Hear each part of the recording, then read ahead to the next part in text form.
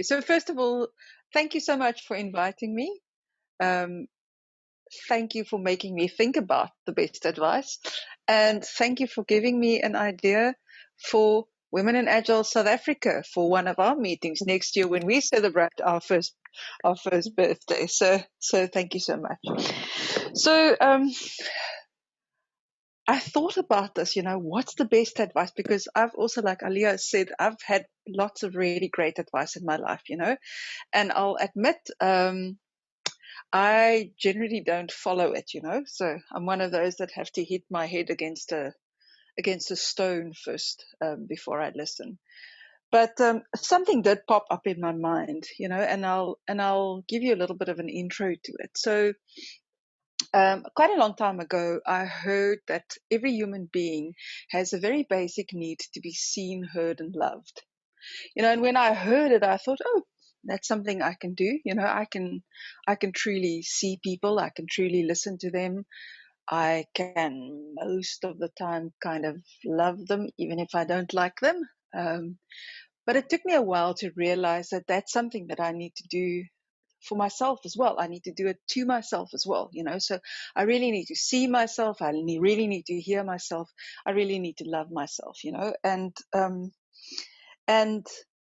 that was kind of where a challenge began for me, because um, if we think about the world that we live in, we live in a world and work in a world where the norm is when you go to work, there's a professional self. I mean, COVID's changed it a little bit, but there's a professional self. And then there's the private self. And for women, that professional self means if you want to cry, you need to go and do it in the toilet. Okay. If you are assertive, you can very easily be labeled as a bossy bitch. Um, if you get worked up, then you either have PMS or you're in your menopause, or actually you're just an emotional female. And not all men are like that, thank God, of course. But that's certainly part of the space that we're in the workplace, and men suffer from it too. Cowboys don't cry, and all of that. So in a work situation, we've got this professional self. In a private situation, if we think about what society wants from us, so generally in societies, nice ladies don't display anger. Um, you know, and women in general should be able to cope. So if you're a wife and a mother, somehow you need to do that and kind of have an even keel emotional life as well, because you are the center of the family and all of that. And a lot of us end up with, as nurturing beings, we end up with this idea that in order, if we for instance angry or have any negative feelings towards somebody, that that it's not useful to express them. Okay, so that leaves us very generally, and it certainly left me in a position where I denied most of my emotions. So I would be very happy sharing the positive ones and feeling the positive ones, but any negative ones, and I judged anger, sadness, disappointment, all of those were negative emotions. So the, excuse me, the best advice I ever got was from a therapist that I love very, very deeply, and that's been responsible for most of the growth in my life. And what she said to me one day, probably about 20 years ago, she said to me, emotions are not right or wrong. They simply are. Emotions are not right or wrong. They simply are. Wow. I remember the time that she said it to me. I remember it couldn't go into my head, because I'd been doing so much shoulding. I shouldn't be feeling like this. I shouldn't get so emotional. I shouldn't be getting angry, blah, blah, blah, blah. A whole lot of shoulds. So I had to start, first of all, I had to start with finding emotion in me. So she gave me, and those are my dogs, they don't have a problem expressing emotion. So it started with an exercise where I had to stop a couple of times a day and ask myself, what exactly am I feeling now? And I had a list of about 50 or 60 words that I had to choose from. So it's not only, if it's fear, it's not only fearful, it's, am I anxious? Am I anticipating something? Am I excited? It's so really very keenly teasing apart all the emotions. And you know what? In the beginning, it would take me 15 minutes when I sat down and I felt, oh, something's bubbling up in me. It took me 15 minutes to figure out from that list of emotions, what the hell am I feeling right now? But that really, at least started making me aware of them. So, then that was, that's really when the paw hit the fan, like we would say in South Africa, because now I started experiencing these things and I didn't know what the hell to do with them in the beginning.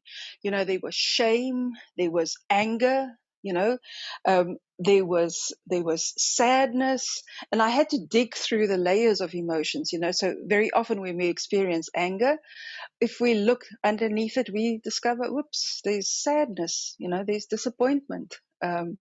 If we dig deeper under that, well, then we realize, well, somebody has hurt us or somebody's taken advantage of us, and then anger comes again, very often anger at the self. Why did I let myself be taken advantage of? So over time, I really had to accept whatever I'm feeling. Emotions are not right or wrong. They simply are, you know, and another piece of advice that I got that really helped me was to think about, can I just be okay with whatever is there? And if I can't be okay with it, can I be okay with that? So, over time, I worked through a lot of I increased my capacity to feel emotion and to sit with it and to stick in it, and I mean, I'll probably continue this work till the end of my days, but I'm happy to report that 2 years ago was my year for working through one of the, what I call little jackals, in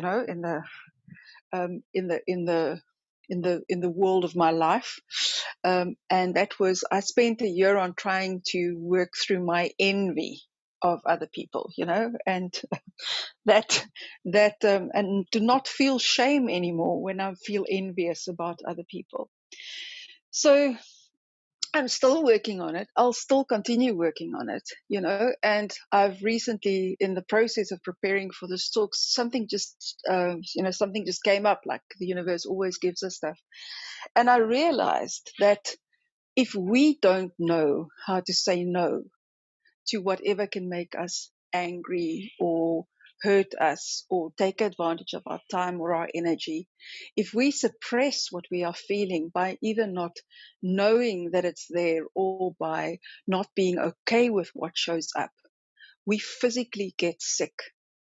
So I read this wonderful book, When the Body Says No, and basically everything, if we don't have the battle on the inside, on the outside, we turn the battle to the inside, and our body says no for us.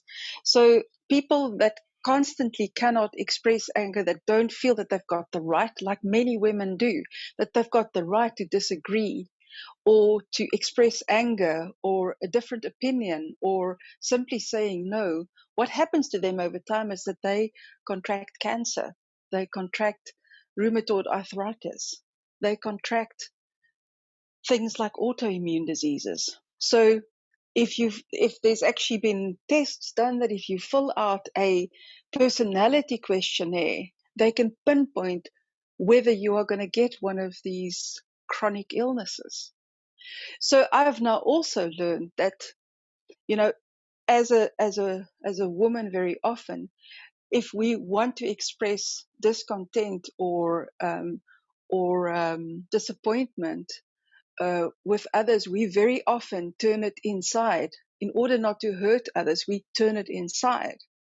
Over the long term, that's not going to be good for us, and it's certainly not going to be good for the person that we are trying to keep happy.